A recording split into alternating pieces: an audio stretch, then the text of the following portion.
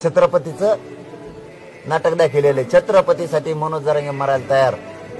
छत्रपती संभाजीराजांनी या हिंदुत्वासाठी या मराठ्यांसाठी बलिदान दिलेलं आहे। त्यांचं नाटक दाखवून जर मला आतमध्ये मरण येणार असलं फडणवीसच्या हाताने तर मी आनंदाने मरण घ्यायला तयार आहे।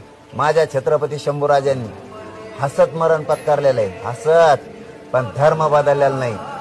त्याच खानदानाचे तेच मावळे आम्ही आहेत। फडणवीस झालं का नाही आता 3 घंट्यात वया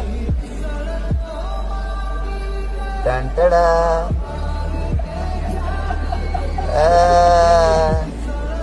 कुठंच जायला भेट नाही मनोज जरांगे, कुठंच। इतका बुद्धीनं बी तेज हे मनोज जरांगे। छत्रपतींचा इतका छळ केला आणि कोणी केला? फडणवीस साहेब गोधडा